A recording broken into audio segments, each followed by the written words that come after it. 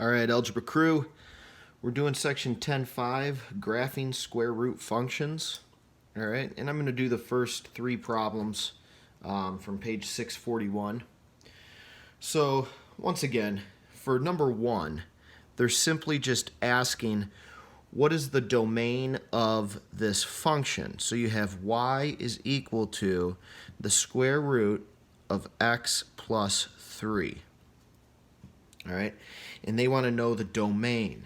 Well, the domain is where is this, defined. We don't want it to be undefined, and if we have anything negative underneath our radical, then it's going to be undefined. So we force the x plus 3, whatever's underneath the radical, all right, you force that to be greater than or equal to 0, okay?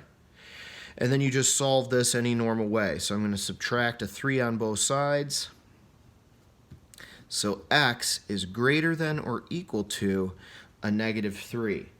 So the domain, all right, the domain here, when you have a problem specifically just asking you what the domain is, all you're doing is taking whatever is under the radical, you set it greater than or equal to 0, and you solve. So in this example here, all right, x is greater than or equal to negative 3. That is your domain. Now let's graph some of these. Number 2, all right, we have a function y is equal to 2 times the square root of x. All I'm going to do is make a t-table and plot some points, okay? And your t-table, I'm going to choose values of x that will give me a nice square root. So I could choose 0. I don't want to choose anything negative here or it'll be undefined. So 0, what's the square root of 0? 0. 0 times 2 is 0. All right, so I know my graph, my first point, is going to start at 0, 0. Okay, and I'm going to choose another perfect square, 1. So the square root of 1 is 1. 1 times 2 is 2. So we have another point, 1 comma 2. So we come up 2 units over 1 unit, so we're right here. Okay, I'm going to choose the number 4 because the square root of 4 is 2, and 2 times 2 is 4. So 4 comma 4.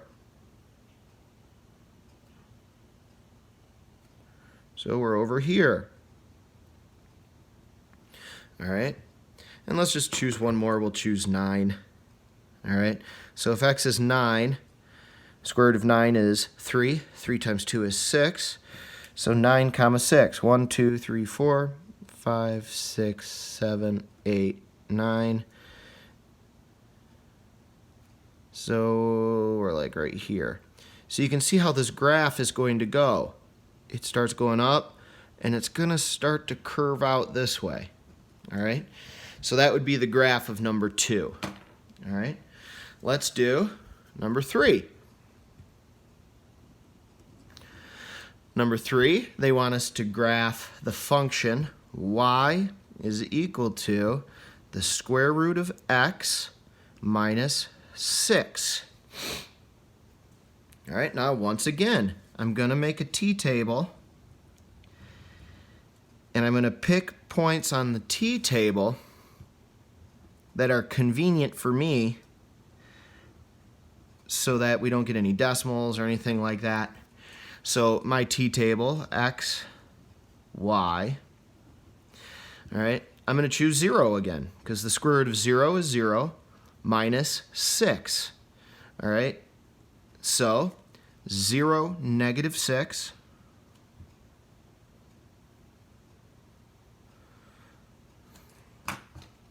So here's one of my points right there, 0 comma negative 6.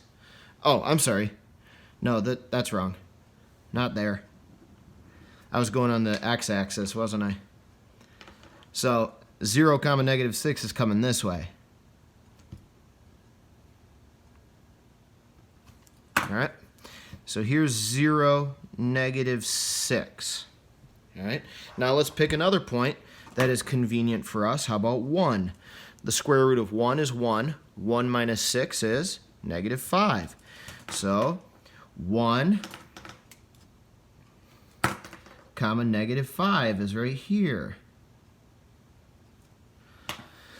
Let's choose another point. How about 4?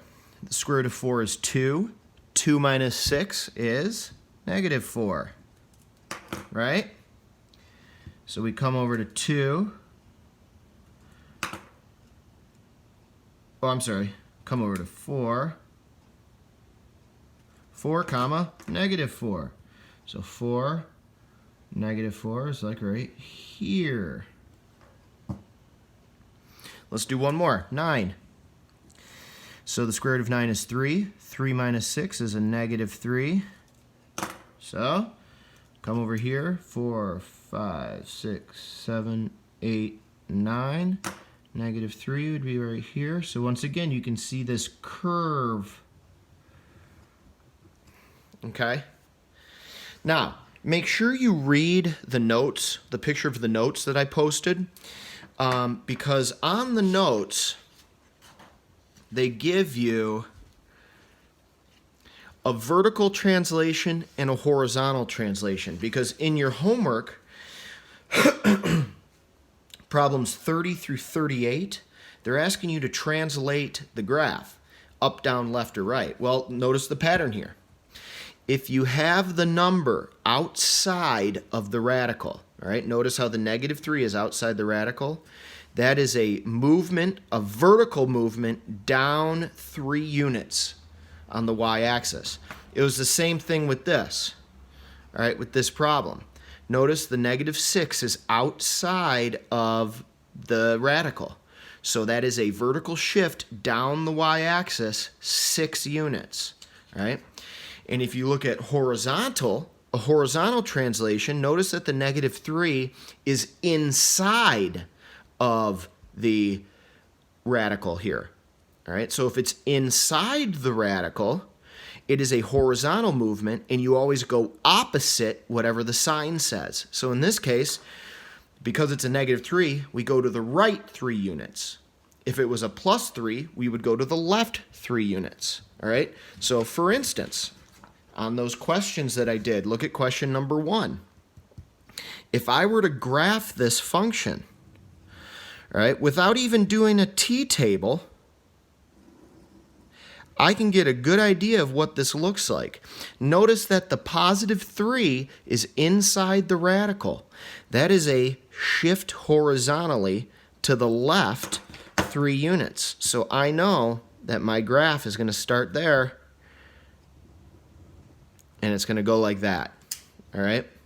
So that'll just give you a little heads up. Hopefully everybody's staying healthy, and hopefully I see you soon.